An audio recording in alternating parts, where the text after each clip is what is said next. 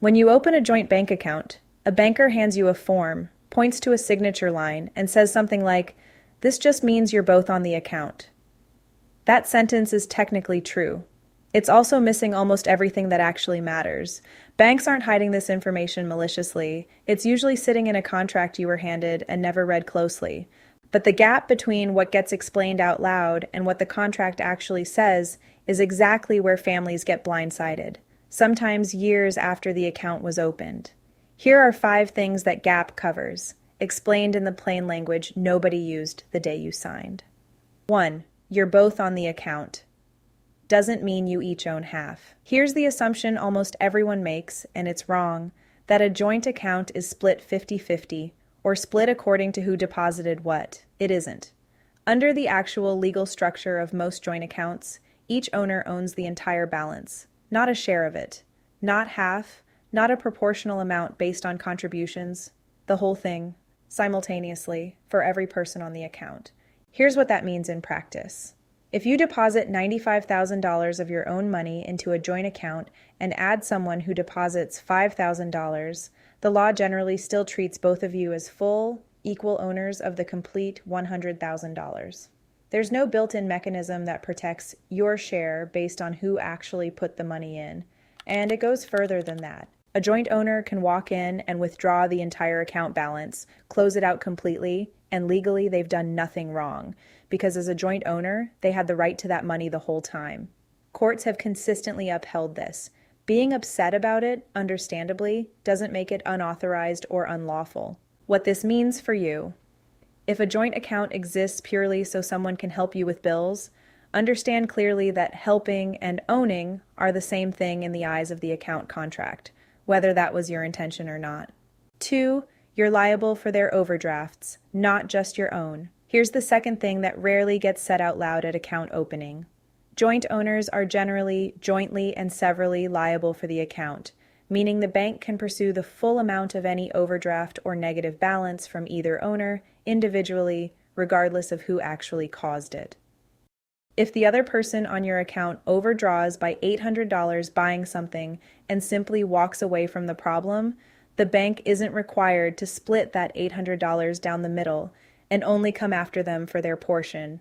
The bank can come after you personally for the entire amount, even if you never touched the transaction that caused it, and even if you had no idea it happened until the notice arrived.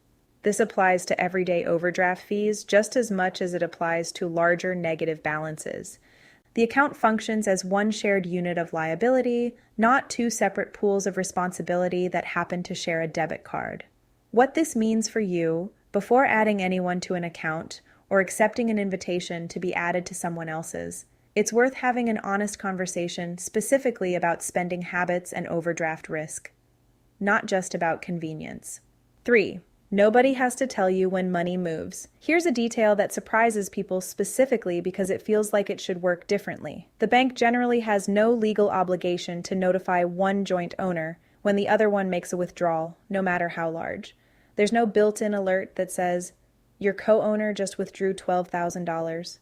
There's no cooling off period, no required second signature, no automatic notification unless you've specifically set one up yourself through your bank's own alert system. And even then, that alert exists because you configured it, not because the bank is required to provide it. This is exactly the mechanism behind a huge number of family disputes and elder financial exploitation cases. A joint owner can drain an account gradually or all at once, and the only way the other owner finds out is by happening to check the balance or by a bill unexpectedly bouncing. What this means for you: if you're on a joint account and you're not the one checking it regularly, set up transaction alerts through your bank's app or website yourself. Don't assume the bank will flag anything unusual to you automatically. In most cases, it simply won't. 4. There's zero financial privacy between owners. This one is less about risk and more about something people simply don't think through in advance. Every owner on a joint account can see every transaction in full detail with no ability to hide or restrict any of it from the other. Every purchase, every withdrawal, every deposit, every recurring charge, visible to every owner on the account permanently as part of the shared transaction history. There's no partial privacy setting, No way to keep one category of spending separate while sharing the rest. For a lot of arrangements, this is genuinely fine, or even the entire point, full transparency between spouses, for example.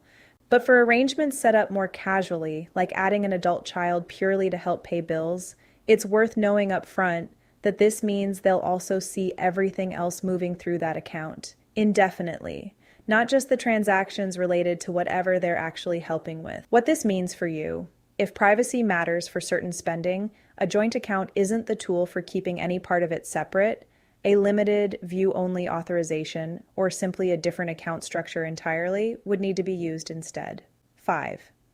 A creditor doesn't need your permission to look at that account. Here's the fifth thing, and it connects directly to everything above it. Because every joint owner has full, unrestricted rights to the entire balance, a creditor pursuing one owner's personal debt can, in many states, reach into the full joint account to satisfy what's owed, not just a proportional share, and regardless of whose money is actually sitting in it in practice.